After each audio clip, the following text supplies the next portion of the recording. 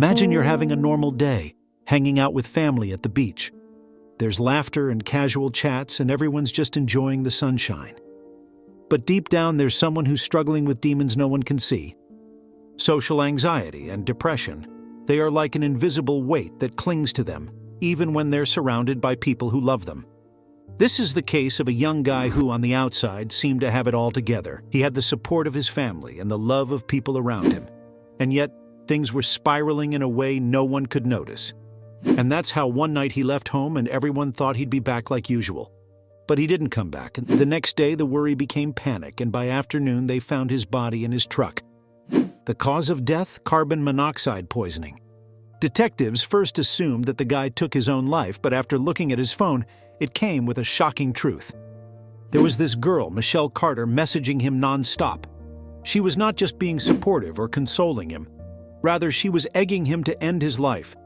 Hundreds of messages, all that was driving him deeper and deeper into the shadows. He had tried to go back but get out of the truck, and she told him to get back into the truck and finish what he had started.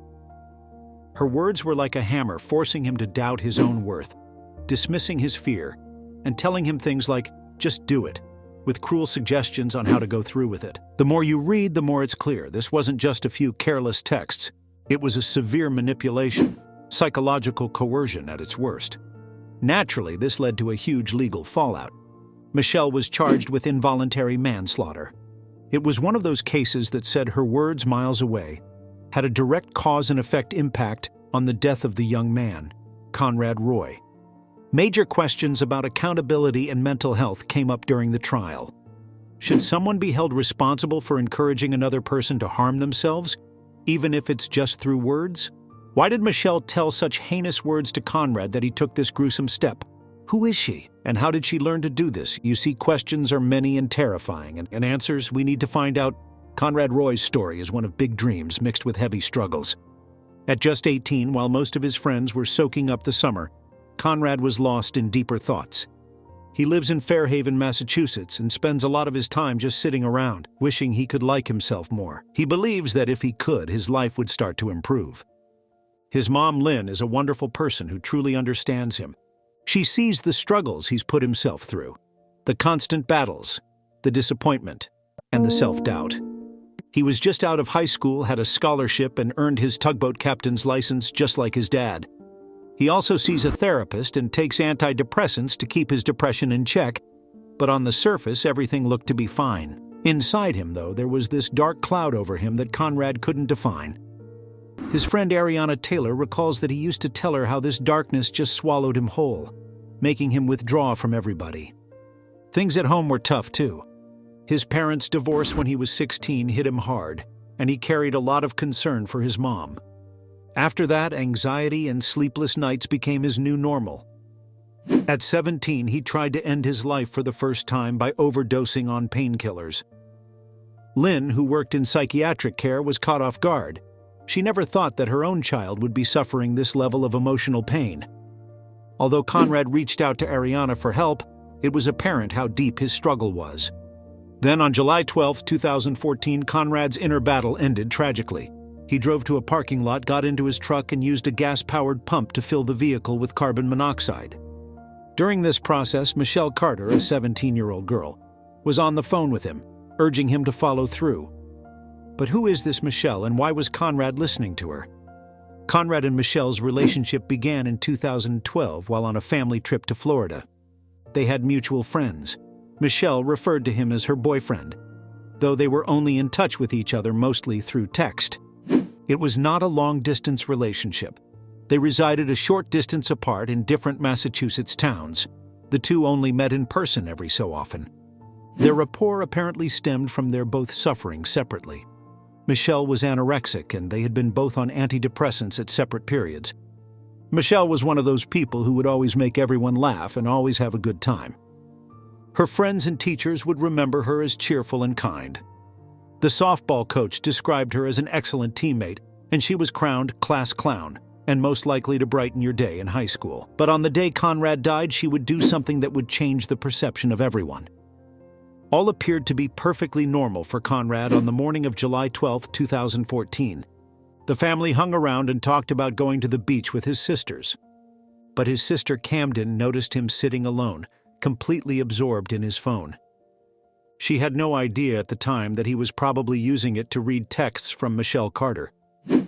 He looked a bit tense as he typed away, but later his mood seemed to lift and he even took his sisters out for ice cream, acting like everything was fine. Looking back, though, there were signs, those quiet moments and his distance, that hinted he was dealing with something deeper.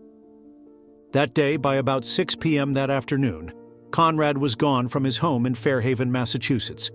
He said he was going to visit a friend. His mother, Lynn, asked him if he'd be home for dinner. "I don't think so," he replied. It would be the last words he ever spoke to her. Driving off into the warm summer night, no one could have imagined what was about to happen. With every passing hour, Lynn started to worry. She sent messages to Conrad around 10:30 or 11 p.m. and in the middle of the night. But Conrad didn't answer either. She continued to try and be patient with herself and tell herself that everything was all right and he must be doing just fine. Perhaps he just handled his anxiety differently. Meanwhile, Conrad's sister Camden got a text from Michelle Carter. Michelle asked if Camden had heard from Conrad, and that threw Camden off. The news about their relationship, mixed with Michelle's concern, felt strange to her. By the morning of July 13th, Lynn's anxiety had escalated into full-blown panic. She began calling around, checking places where Conrad might be. First his friend Ariana's house, then his dad's place, but no one had seen him, and that's when it hit her hard. She knew deep down that something was horribly wrong. So one afternoon, the police found Conrad sitting in his pickup truck outside a Kmart. It was a horrible discovery. He had passed away from carbon monoxide poisoning. His phone was lying next to him, silent. The news hit his family like a ton of bricks, and initially people thought that Conrad had taken his own life. Michelle Carter even sent her condolence to Lynn, saying how much Conrad meant to her. But there was more to the story than anybody knew. A large collection of texts between him and Michelle changed everything as investigators scrolled through Conrad's phone. It suddenly didn't seem like such an open and shut case after all. It revealed that Michelle was doing more than grieve over him. She was pushing him to do it. It suddenly became a terrifying murder case, and there was no such physical evidence, no weapons or DNA evidence for that matter, only the chilling words exchanged between two teenagers, and that was enough to bring about a legal and moral storm. So it was really when the investigators started digging into the texts between Michelle and Conrad that had kept coming for over a week, right up until his death. In those messages, Michelle kept pushing Conrad to end it, even when he showed signs of doubt or hesitation. She kept telling him to stop overthinking and just do it. One of the creepiest messages she sent was, "No more thinking, you just need to do it." After Conrad's death, Michelle played the role of a shocked friend, as if she could not believe what had happened. She clung to his family at his funeral, crying and acting as if she was devastated.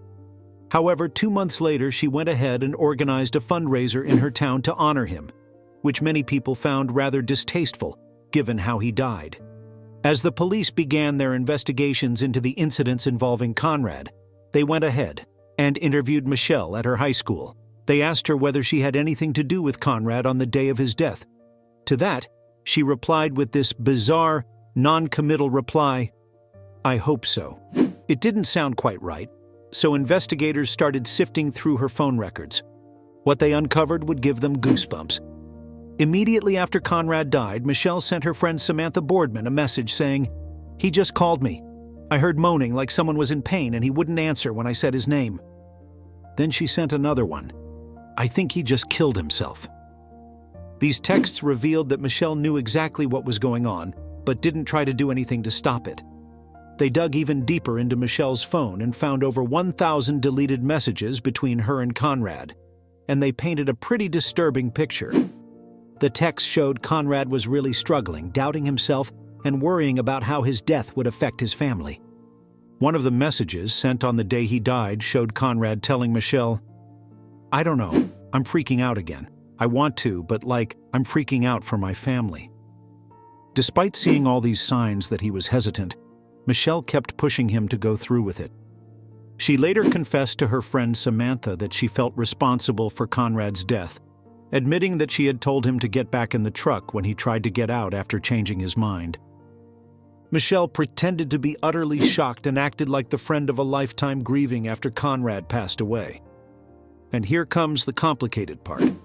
In Massachusetts, there wasn't any defined law stating you cannot help someone in ending their life. That made it really difficult to deal with the case. But then in 2016, the Massachusetts Supreme Court made a huge ruling. They decided that Michelle Carter's actions were like her being virtually in Conrad's truck with him on the night he died. Basically, they said her constant texts and calls to him, encouraging him to go through with it, made her presence just as significant as if she'd been there in person. This was a landmark ruling because it set a precedent that would enable Michelle to be tried for involuntary manslaughter, despite being miles away when Conrad died. It had taken nearly 3 years since Conrad's death for Michelle to stand trial for her involvement in the tragedy. Now, Michelle's lawyers knew that her text messages could make her look really bad to a jury, so they suggested she skip the jury trial. Instead, she went for a bench trial where the judge Lawrence Moniz would be the one to decide her fate. The prosecution really leaned into the texts Michelle sent him. They argued that her messages were reckless and played a huge part in pushing Conrad to actually go through with it. One of the most incriminating messages from Michelle was, "You can't think about it. You just have to do it. You said you were going to do it. I don't get why you aren't." Then there was another message she sent 10 days before Conrad's death, where she lightheartedly brushed off how his family would cope with his passing. She wrote, "Yeah, they'll probably blame themselves for a while, but they will get over it and learn to accept it." Lynn said Conrad never mentioned doing anything to hurt himself, and despite his depression, seemed to be doing just fine. But it was Michelle who even coached him on how to do it, such as running a car engine to stupefy himself with carbon monoxide. One of the last messages she sent before Conrad died read, "I won't sleep until you are in the car with the generator on." The prosecution added that this message simply showed how hard she pushed him to do it. Michelle's attorney, Joseph Cataldo, of course, took it in another direction. He mentioned how, due to personal issues like parents' separation and a turbulent relationship with Dad, Conrad was struggling with self-harming thoughts for several years. To establish that the problem was old in origin, he mentioned Conrad's previous attempt when he had tried to kill himself by overdose on acetaminophen when he was 17 years of age. Cataldo further noted that Michelle hadn't seen Conrad in more than a year before his death, so it was hard to argue she was a big influence on his life at that point. The defense even shared earlier texts where Michelle was genuinely concerned for Conrad, like one where she asked, "Are you 100% sure you're never going to do this? Be honest with me." Conrad admitted, "No, I'm not." But by July 1st, the messages Michelle had been sending grew darker. She recommended hanging, suggesting if done properly it would be both quick and painless. The prosecutors would tell the jurors that Michelle only needed attention even at the price of Conrad's death. For example, during a time where she acted like Conrad was missing by texting his friends, "He's missing. They don't know where he is." That was even though she had known that Conrad was dead, so they could argue that such proof indicated that she was simply after sympathy and attention. They also said that Michelle was only concerned about ensuring that Conrad went through with his plan to end his life. They said she did not want him to survive because that would reveal her as a liar. The last text Conrad sent her confirmed he was going to follow through with it, and the two of them had a 46-minute phone call right before he died. Michelle was the last person to talk to him. Prosecutors said Michelle's actions after that were all about trying to cover herself up, sending a text pretending to be concerned about Conrad. But they argued it wasn't sincere at all. Michelle's defense was that she was messed up from her antidepressants, Celexa, and that it made her think helping Conrad die was somehow okay. Her psychiatrist, Dr. Peter Bregan, supported her, saying that the drug had put her in a delusional state. Dr. Harold Koplowitz, a well-known psychiatrist, didn't buy that argument. He said that SSRIs like Celexa are usually safe and don't cause psychosis or delusions. Instead, he said that maybe Michelle's texting habit was part of what happened, because texting can sometimes make people feel separated from the impact their words have on others, so this could have affected her actions. He then pointed out another character flaw in Michelle's behavior: how atrocious it was to instruct Conrad to get back into the truck, especially since he was already in such a vulnerable position. Dr. Koplowitz did admit that Michelle's encouragement probably made Conrad's self-harm thoughts worse, but he made it clear that it didn't cause them. However, the prosecution criticized that argument by saying if she really cared, she would have told Conrad's family or said something concerning their conversation. And after Conrad died, Michelle sent over 80 texts to him, including some which she apologized for not stopping him. A week later, she texted Samantha worried that Conrad's phone might show their texts. This was evidence that she cared more about legal trouble than for Conrad. In the end, the prosecution insisted that Michelle was responsible for the death of Conrad because of her constant encouragement and failure to intervene. Conrad had talked about wanting to get better, but never really seemed to get there. The CDC even reports that around 4,600 young people between 10 and 24 die by suicide each year. Teenagers are particularly susceptible to depression and peer pressure, which is why shows like 13 Reasons Why have been considered to possibly romanticize self-harm. Now, Michelle could have been inspired through TV, but not specifically by 13 Reasons Why. She seems to have found it from Glee, where a person dies. After Conrad's death, Michelle sent a text to a friend that seemed to mirror that show's script, which made it seem like she might have planned things out. At the closing arguments, the defense clung to their stance that Conrad was indeed responsible for his death. Despite knowing how troubled Conrad was, she didn't try to step in and save him. Finally, after a lot of back and forth, the judge ruled that Michelle Carter had put Conrad in a dangerous position, and he found her guilty of involuntary manslaughter, which set a huge legal precedent, showing just how powerful words can be in committing a crime. But here's the thing, there was no real sense of victory for anyone. The only good thing was that Conrad's mom hoped her son's death could make the law change for good. When it came to sentencing, the prosecution pushed for 7 to 12 years in prison, saying Michelle showed no remorse and only cared about herself after Conrad's death. Michelle's defense pleaded for a reduced sentence, indicating she was sorry and was willing to take responsibility. The judge handed her 15 months in jail, but the defense team didn't let that be the final word. They appealed the sentence, saying sending her to jail before an appeal would cause harm that could never be reversed. The judge concurred and the sentence was put under the injunction, letting Michelle remain on probation pending the appeal process. By February 2019, Michelle's appeal was finally declared, and she began serving her term. Her lawyers sought to take it to the U.S. Supreme Court, but the court decided not to get involved. Michelle's lawyers were upset about that. As for Conrad's family, his mom, Lynn Roy, shifted her focus to getting a law passed in her son's name. She called it Conrad's Law, wanting to make sure her son's life meant something and that his memory would live on. But now, what do you think about Michelle's motive? Why did she do this? What was she thinking for all those days? Was she just seeking attention, or was there something more sinister at play that is still a mystery? Drop your thoughts in the comments, and if you want to see some other true crime where people are destroying their own fantasy-level life for their passion and greed, just watch this one. Subscribe to the channel for more. See you soon.